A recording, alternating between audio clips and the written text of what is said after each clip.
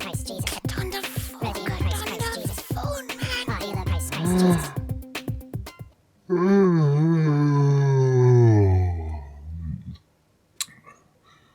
Iseth, Hi. you know it's about 3 in the morning here.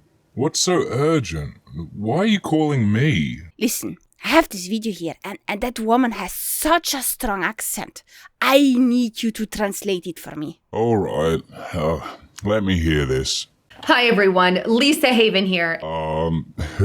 You kind of picked the wrong sort of southerner there. I'm an Aussie. Yeah, exactly. Austin, Texas. That's exactly why I thought of you. No, a little further south than that. The other Aussie from Australia. Nonsense. Austria is to the north of Texas, first of all, and they all speak German there. Yeah. Now stop making excuses and help me out. Good. So now they're gonna need subtitles for both of us. Alright, Iseth, I'll grab a beer.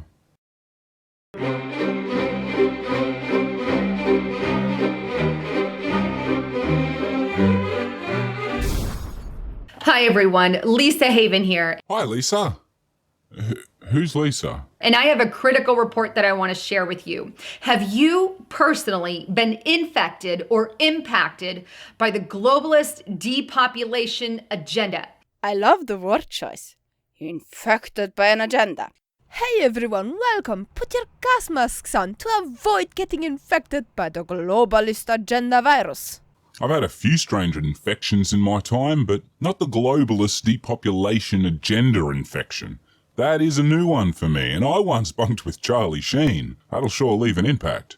I assume she might be meaning infected literally, which scares me to no end.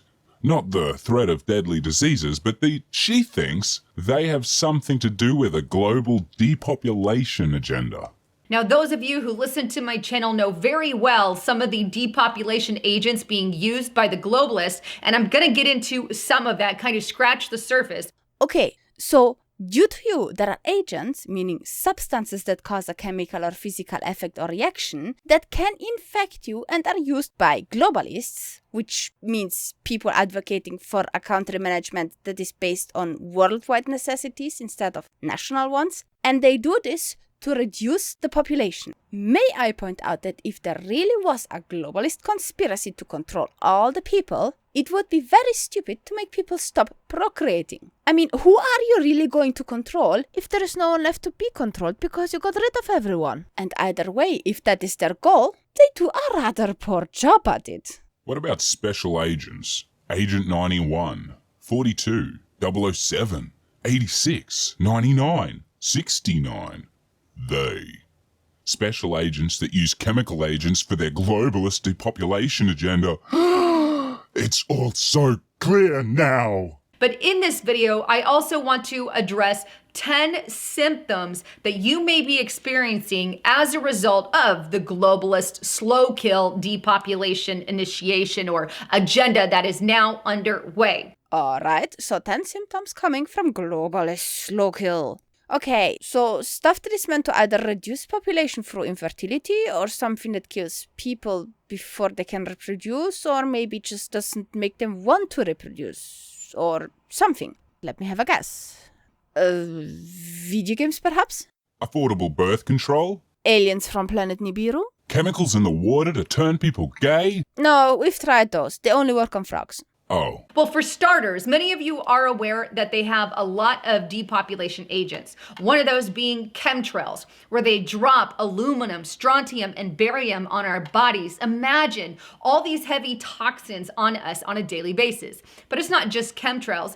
Not even a minute into this video, and already the woo is so strong with this one that it has broken my BS meter. I think the only thing to have outlasted the chemtrail-contrail BS on the internet has been the notorious toilet roll over or under debate. But at least that is preferential. There is no debate about chemtrails. They're just blinking contrails from the jet exhaust and changing pressures behind the damn massive engines.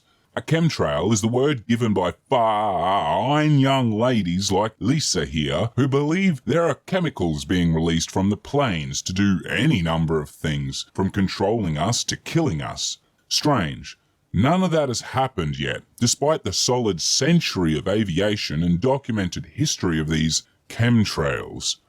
The word contrail is short for a condensation trail because that is what it frickin' is, not a chemtrail, Lisa. Now that the contrails are out of the way, let us have a little chat about the elements you mentioned, Lisa. There was a study that seemed to show a statistically significant inverse correlation between sperm and aluminum. As we all know, correlation is not causation, however, and I am not aware of any further research on that particular issue, so we can neither claim that aluminum has nothing to do with it, nor can we claim that it has something to do with it.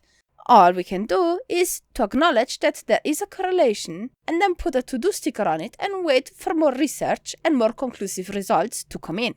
There are certain facilities that, as a result of water treatment, increase the amount of aluminum in the water, but that alone wouldn't really cause any issues because the body tosses it out rather fast. You would need to combine several sources of aluminum surplus to the water treatment in order for it to become an issue. So if you're concerned, maybe you should stop eating the tinfoil hats that you regularly put on your head, instead of blaming the water. Just kidding. The next chemical you mentioned is strontium. And just like with aluminum, also with strontium, it is a matter of how much of it you have in your body, instead of if you do not have it in the body in the first place. And in the case of strontium especially, it also matters strongly what it is bound with.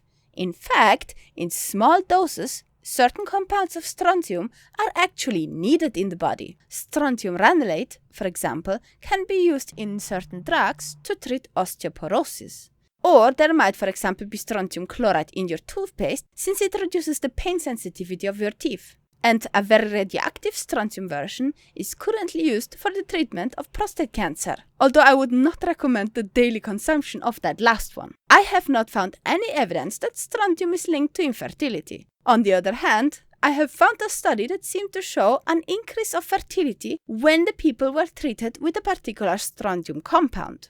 So no, unless you place yourself in the midst of a reactor or overdose on supplements, strontium utterly fails the globalist infertility agenda. Last but not least, barium. Now, this element is indeed toxic and should not be swallowed, inhaled, or put into your body in any other way, shape, or form. To our luck, it is rather rare, rarely used, and usually present in such small doses that they do not pose any health risks. However, in spite of all the unpleasant side effects barium has, I have found no evidence that it causes cancer, infertility, or birth defects of any sort, which makes it rather useless to the globalist depopulation agenda too. How about fluoride? Fluoride, a chemical that they are adding to your water supply that has known factors that mess with your brain. See, smartass, this is where you should have talked about aluminium. And even then, you'd have a pretty crap case. Untreated water can cause far worse things than a modestly elevated amount of aluminium consumption. Fluoride, just as most other consumable substances, is perfectly safe when ingested in low quantities and gets unsafe when you consume too much of it. This is why when it's used, it's properly regulated for optimal, safe and effective levels. It's also considered safe for consumption even when pregnant, as long as you stick to the limits. The reason it's put in the water is because it's cheap and efficient tooth decay prevention method, especially for children. In other words, it saves you from running to the dentist every few months. And when it is added to the water, there are guidelines in place to keep the amount to a very decent standard. If you're worried that you happen to live in a fluoride-rich environment and consume too much, you can let your consumption be checked and change your diet a bit. But overall, that is a very uncommon problem. You know what is a common problem for those areas without fluoride in the water? Tooth decay. But since we talk about water pipes, you know which metal I find frighteningly missing in your list here? Lead. The reason lead was removed from fuel and eventually banned entirely in the US in 1995 is because it genuinely has a very harmful side effect on human bodies. It can cause all sorts of things, from high blood pressure all the way up to seizures, hearing loss, and heart disease. And just to stay on the topic about depopulation, prolonged exposure to lead can lead to fertility problems. Instead of the bit of fluoride that people add to your water, shouldn't you perhaps be a bit more concerned about the leaded water pipes that are still present in many older buildings in the US? How is it that you are so concerned about the fluoride, but you're not concerned at all about the lead? And yet somehow that metal didn't even cross your mind. I wonder why. Basically, making your brain more subtle, more subjective, and less volatile, if you will, but more submissive to leading authorities. That is exactly what some of these do. Okay, hold on. Forget the lack of evidence for your claims just for the moment. If fluoride made you more submissive, how in the hell does that serve depopulation exactly? Last time I checked, which is often, submissive people didn't seem to lack the necessary means to procreate, and I can point at quite a few religious cults that have been proven beyond the shadow of a doubt that submissive people can and will procreate to a level that makes even rabbits blush. Or vaccines, which we know have caused high risk in children as far as autism is concerned. Okay. Vaccines don't cause autism! Relax. Due to the research that has been made so far, we know that autism is not caused by vaccines. We know also that it tends to run in families. Certain gene mutations, for example, increase the risk that a child develops autism, and although there are certain outside influences that can increase the risk of autism, such as the parents' age or complications during pregnancy or birth, vaccines have no part in it. The only thing this misguided propaganda leads to is stifling or delaying the eradication of dangerous diseases, such as, for example, tetanus, that infection where you have agonizing muscle spasms for several weeks, and if you are one of the unlucky 10%, it just flat out kills you. Not to mention the very obvious fact that you are choosing the high risk of death over essentially non-existent risk of a brain condition one can easily live a full and happy life with. It is also abhorrent to use autism for a misleading and in fact dangerous agenda, attempting to highlight autism as not only harmful, but that there is something wrong with being autistic in the first place. So not to overemphasize the point, but vaccines do not cause autism. That is bullshit. And it's not just that. Things like Fukushima. Fukushima? Did she just bring Fukushima into this? The Fukushima incident was a nuclear power plant failure after an earthquake and subsequent major flooding. Unless you want to claim that people conspired to cause the earthquake with specific projections of the tsunami to target a nuclear power plant, this seems just a rather far-fetched allegation, I'd say. At best, you could make the case that the radioactive substances that have evaded the site are harmful and have impact on the population. However, while on the coast of Fukushima the radiation was obviously pretty strong, by the time it reached America it was so diluted that you might mistake it for a homeopathic remedy sold from one of your favourite alt health propaganda websites maybe? Several authorities and independent scientists have, since then, been monitoring the fish and water without any sign of significant radiation increase. So given that information, at best you can make the argument that this globalist conspiracy has targeted Japan, not the US of A. By the way, curious side note for those of you who didn't live during Chernobyl or lived too far away from it to have heard about this. Probably the most harmful isotope escaping a nuclear power plant is iodine-131, which has a half-life of 8 days. That means that it decays very, very quickly and is basically depleted within months. However, it is also extremely harmful when one gets exposed to it. After the Chernobyl incident, there were a good 4,000 or so thyroid cancer cases in children and teens, directly related to that incident. And that is because the thyroid absorbs pretty much any sort of iodine that the body gets exposed to, because it needs this element to produce metabolism hormones. However, iodine-131 is also used as a treatment for thyroid cancer, for the exact same reason. And right after the Chernobyl incident, people were advised to increase the consumption of iodine-containing salt in an attempt to reduce the instances of thyroid cancer caused by the radiation, which just gets to show that elements aren't just by default beneficial or harmful, and that the context, dose, and composition of elements is very, very important. Things like Fukushima, toxins in the water that are causing pollutions of our water supply. I'd like to know how they managed to put the toxins in all the private wells and bored water, let alone the extent of whatever toxins they must have to use to effectively pollute a massive water reservoir to the extent which it would be enough parts per million to actually be harmful in any way, let alone to specifically affect fertility rates and nothing else without being detected by all the independent scientists who analyze these things.